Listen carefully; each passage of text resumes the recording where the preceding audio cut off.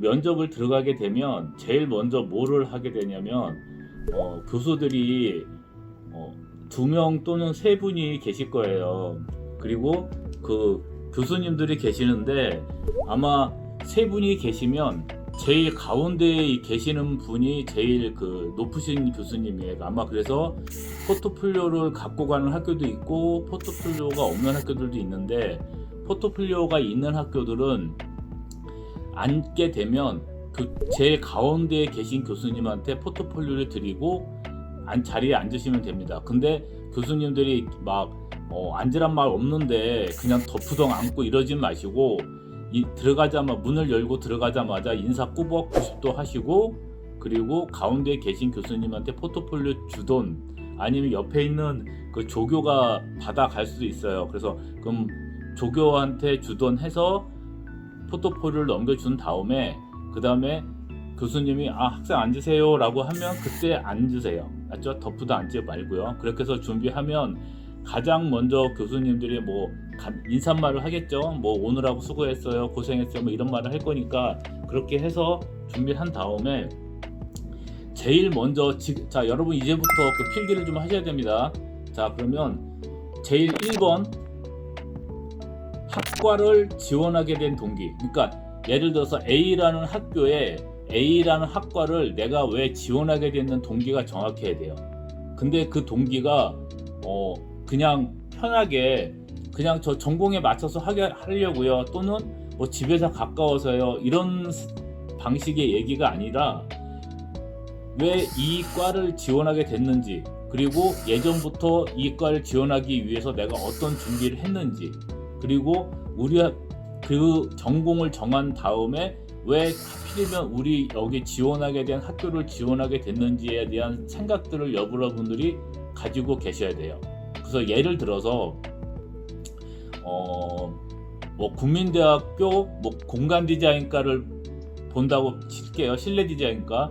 국민대학교 실내디자인과를 인테리어를 하는데 전공자가 생각하는 동기가 틀릴 거고 비전공자가 준비하는 내용이 틀릴 거예요. 그리고 지금 비전공자이긴 한데 미술 쪽이 아닌 완전히 다른 분야에서 오는 친구들이 준비하는 과정이 틀릴 거예요. 그러면 예를 들어서 처음부터 미술을 안 했던 친구들이 실내 디자인과를 지원하게 되면 이렇게 되겠죠. 잠깐만.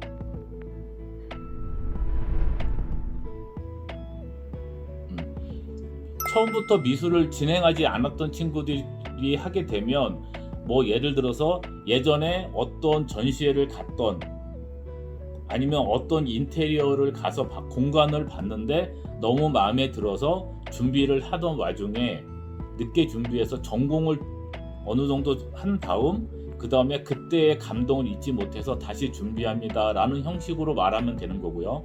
그리고 미술 쪽이면 미술을 해서 무슨 시각 디자인과나 공예과를 갔는데 거기에서 하다 보니 미술의 범위를 넓혀서 보니 실내 디자인이라는 분야가 있어서 보니 내 적성에 맞는 것 같아서 준비하게 됐습니다 라고 준비하면 되는 거고요. 전공자는 당연히 전공을 계속 이어가기 위해서 합니다 라고 얘기하면 되는 거고요. 알겠죠? 그래서 1번 내가 이 학과를 지원하게 된 동기를 정확히 쓰세요. 그리고 거기에 또 하나가 더 추가되어야 되는 게 뭐냐면, 되게 중요한 게 뭐냐면 그 전공에 대한 내가 생각하는, 여러분 본인들이 생각하는 미래나 앞으로의 그 전공에 대한 전망들을 생각을 하고 계셔야 돼요. 알겠죠?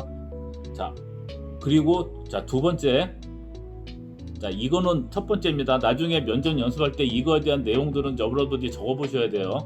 자, 제가 말이 빠르거나 적는 속도가 좀 느리면 얘기를 하세요. 그럼 그 말을 좀 천천히 해주든지 아니면 필기할 시간을 조금씩 더 줄 테니까. 알겠죠?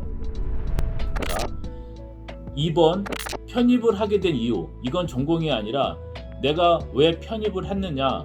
근데 그게 예전에 학교를 다니기 위해서, 아니면 또 전적대가 좀 마음에 안 들어서 하려고 합니다 라고 생각을 간단하게 할 수도 있는데, 그거 말고 다른 생각, 그 외에 편입을 아니면 제가 더 많은 지식을 얻고 싶고 더 깊은 그 분야에 대해서 더 많이 공부를 하고 싶어서 편입을 하게 됐습니다 라고 얘기를 하셔야 돼요. 그런 위주로요. 그리고 나서 본인들이 편입을 준비하게 되는